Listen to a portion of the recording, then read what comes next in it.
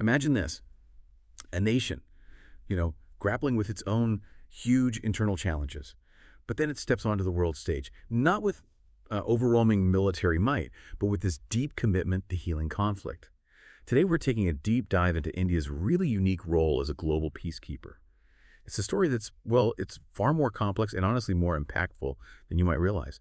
We're going to unpack India's quiet strength, explore how a post-colonial nation, one with its own serious internal conflicts and yet pretty tense borders, became this trusted international force for peace.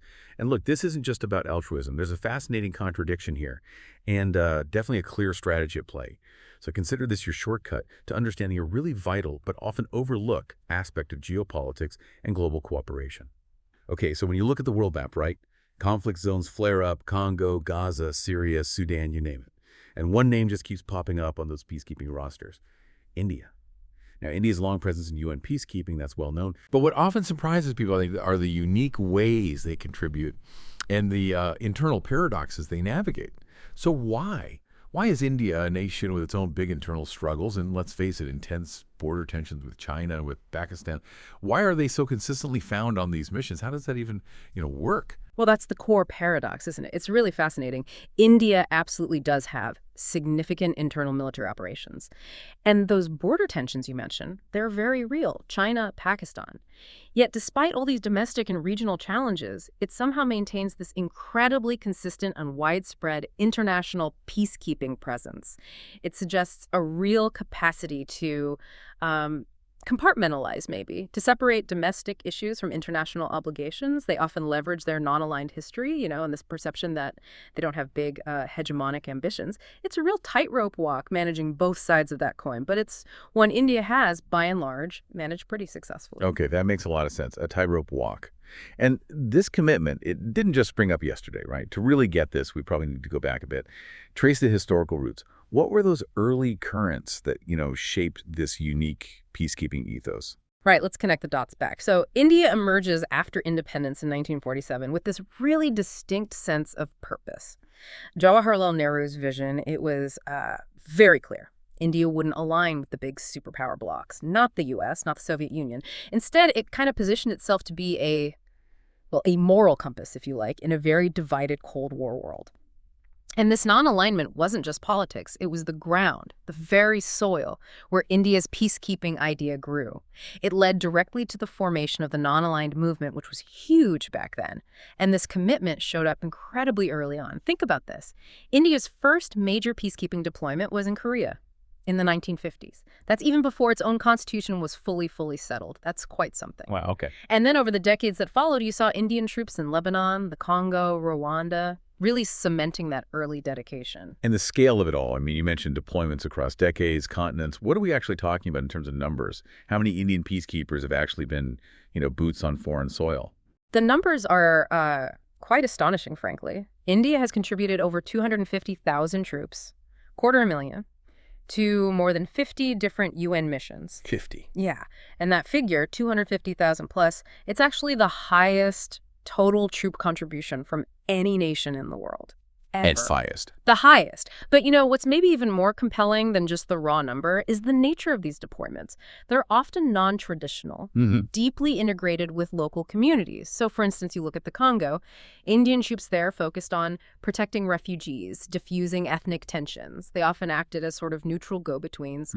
Or South Sudan, they weren't just providing security in the traditional sense, they were actually running schools, running clinics in villages, so directly engaging. Schools and clinics. Yeah. And then Haiti, you had Indian female police units deployed specifically to patrol streets, actively working to reduce sexual violence, very specific roles. That's such a fascinating distinction you're drawing there, this idea of war prevention rather than traditional fighting. Yeah. How does that shift in focus change things on the ground for these peacekeepers, and what unique challenges does that bring?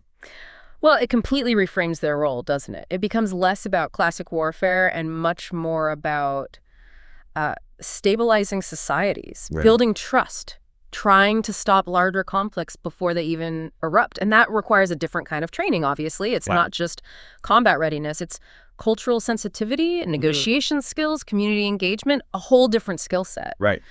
But, and this is crucial, the softer approach, it still comes with immense sacrifice. Over 160 Indian soldiers have tragically lost their lives serving under the UN flag in these missions. 160. Yeah, it's a really sobering reminder of the deep commitment involved and the dangers they still face. That figure really hits home, the level of risk.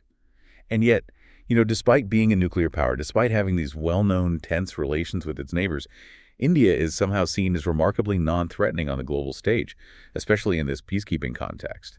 What, in your view, really explains why the world seems to trust India in this role? That's a really important question, isn't it? Why the trust? I think the core perception is that India acts as a stabilizer, not an invader.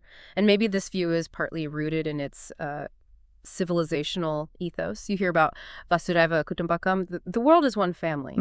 The philosophical angle? Yeah, it suggests maybe a natural leaning towards harmony. Yeah. But beyond the philosophy, there are very practical reasons, too. Indian troops often bring, empathy, language flexibility, cultural adaptability. They seem to connect well. They're not seen as arriving with a sort of heavy-handed top-down approach, Instead, the perception is often that they arrive with listening ears and helping hands. And that can be perceived very differently compared to how sometimes maybe some Western forces are viewed in similar situations. There's less baggage, perhaps. Okay, given all the history, the scale, the approach, it's tempting to see this purely as, generosity, global goodwill.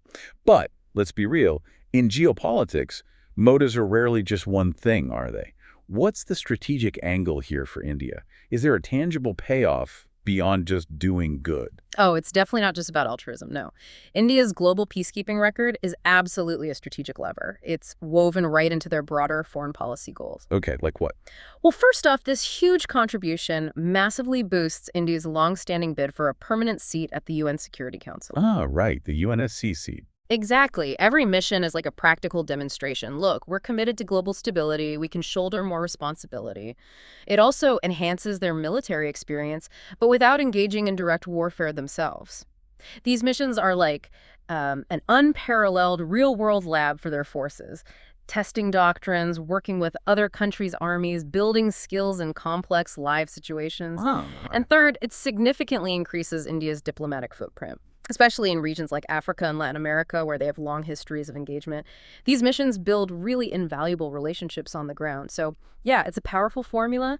Soft power, maybe, but when you do it at the scale, it really becomes hard influence. That's a really clear breakdown of the strategic benefits. Hard influence through soft power. But, the story isn't entirely spotless, is it? We should probably touch on that.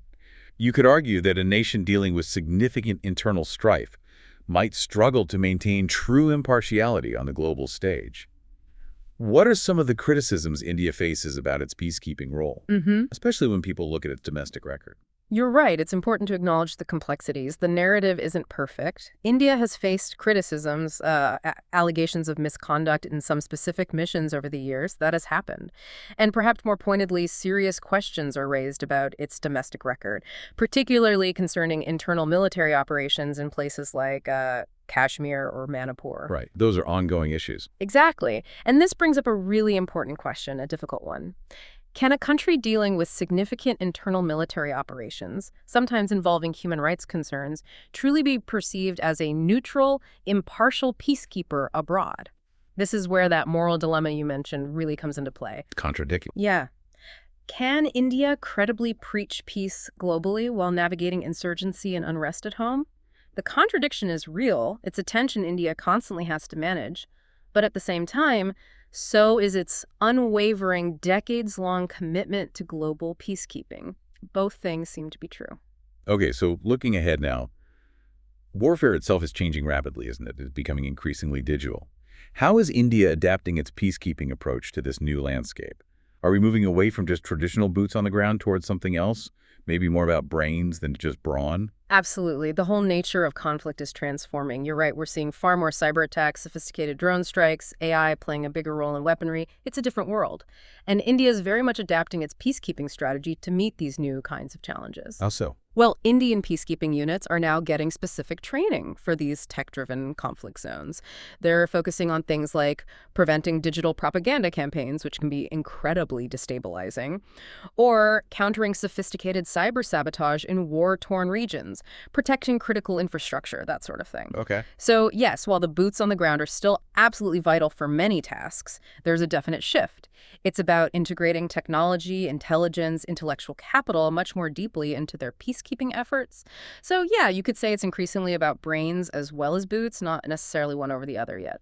So bringing it all together then, how is India's evolving role as this major peacekeeper perceived on the global stage today? What are the wider implications of this huge ongoing presence? How is the world watching this? Well, you can be sure the world is watching very closely. From Washington to Warsaw, Addis Ababa to Astana. Capitals everywhere pay attention to India's peacekeeping activities. Every successful mission, every contribution, it builds India's case as a, responsible global power. It demonstrates capacity, willingness to contribute to international security beyond its own borders. Right. And this positions India potentially as a kind of counterweight to more authoritarian powers. It offers a different model of engagement. And maybe most crucially, in today's increasingly fractured world, it really strengthens India's claim as a potential global mediator, a country with the credibility and the experience to perhaps help broker peace. That role becomes more valuable almost by the day. So we've really dug into India's unique and constantly evolving role in global peacekeeping today, a nation balancing these complex internal challenges with this really profound long-term international commitment to peace. It's definitely a story of quiet strength, as we said, but also strategic depth and persistent sacrifice. It really shows a multifaceted approach to global stability. And as we wrap up this deep dive, I want to leave you with a compelling thought. It's one drawn directly from the sources we've been discussing. Will India be the nation that redefines what a superpower looks like? Not primarily through firepower, but through compassion and courage. And maybe, just maybe, in a world where starting war seems tragically easy, but earning peace is incredibly hard. Maybe the world needs more Indian soldiers, not necessarily to fight, but maybe to save. Something to think about as you go about your day.